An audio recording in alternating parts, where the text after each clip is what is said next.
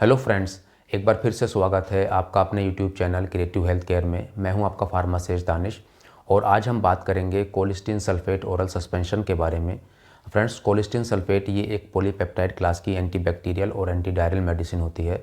आज हम इसका एक कंप्लीट रिव्यू करेंगे जिसमें हम जानेंगे कोलिस्टिन सल्फेट ओरल सस्पेंशन की अवेलेबल स्ट्रेंथ, इसके कुछ फेमस कुछ पॉपुलर ब्रांड्स, इसके यूजेस, इसके अलावा जानेंगे इसकी डोज़, इसको यूज़ करने से क्या क्या साइड इफ़ेक्ट्स हो सकते हैं, इसको यूज़ करते समय हमें किन किन बातों की सावधानी रखनी चाहिए। तो चलिए फ्रेंड्स शुरू करते हैं। सबसे पहले बात करें हम कोलिस्टिन सल्फेट ओरल सस्पेंशन की अवेलेबल स्ट्रेंथ के बारे में, तो इसकी जनरली दो स्ट्रेंथ आती हैं। एक इसका 12.5 mg वाला सस्पेंशन आता है जिसके पर 5 ml में 12.5 mg कोलिस्टिन सल्फेट होता है। दूसरा इसका 25 mg वाला सस्पेंशन आता है जो कि इसको कि हम DSB बोलते हैं, यानी कि डबल स्ट्रेंथ वाला सस्पेंशन भी बोलते हैं। इसके पर 5 ml में 25 mg कोलिस्टिन सल्फेट होता है। बात करें इसके कुछ फेमस कुछ पॉपुलर ब्रांड्स की, तो ये वेलामाइसिन के नाम से आता है जो कि वालेस कंपनी का ब्रांड है। बहुत ही फेमस, बहुत ही पॉपुलर ब्रांड है। इसके अलावा ये कोलिजिल के नाम से आता है, कोलिस्टॉप के नाम से भी आता है। तो इसके कुछ फेमस कुछ पॉपुलर ब्रांड्स हैं। इसके अलावा इसके और भी काफ़ी ब्रांड्स मार्केट में अवेलेबल हैं।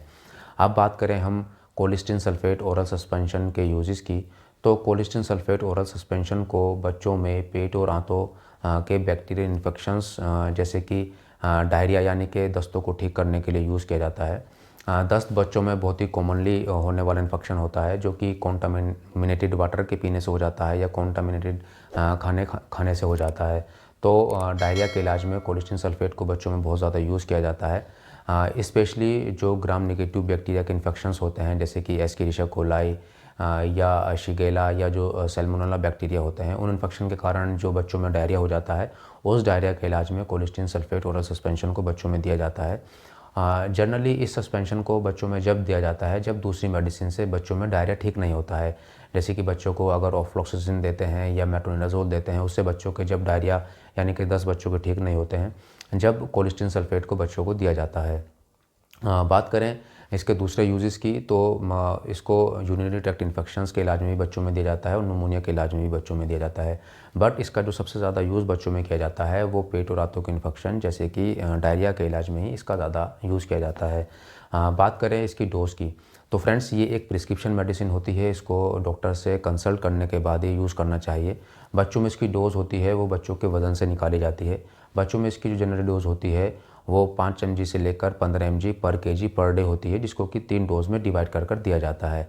सपोज़ करें जैसे कि कोई 15 किलो का बच्चा है तो उसके लिए कोलिस्टिन सल्फेट की क्या डोज़ बनेगी, तो 1 केजी बॉडी वेट पर सपोज़ करिए 5 mg कोलिस्टिन सल्फेट देनी है, तो 15 केजी बॉडी वेट के लिए 15 को 5 से मल्टीप्लाई करेंगे जो कि 75 mg की डोज़ निकल कर आएगी।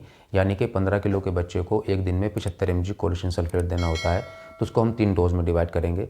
25 mg सुबह दी जाएगी, 25 mg दोपहर में दी जाएगी और 25 mg रात में दी जाएगी।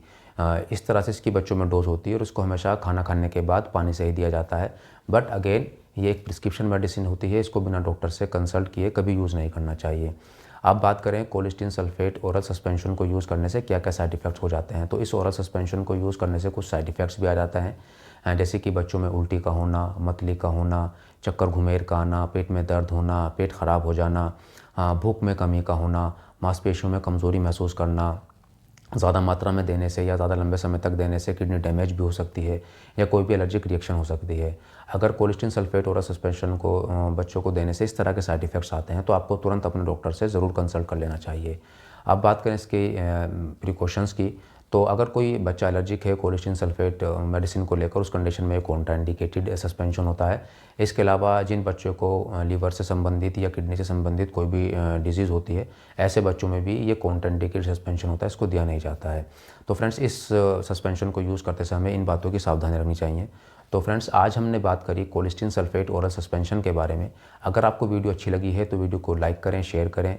साथ ही साथ मेरे चैनल क्रिएटिव हेल्थ केयर को सब्सक्राइब करने के साथ साथ नोटिफिकेशन बेल को ज़रूर प्रेस करें, जिससे कि आगे आने वाले इन्फॉर्मेटिव वीडियोज़ के नोटिफिकेशन आपको रेगुलरली मिलते रहें। तब तक के लिए take care and good bye friends.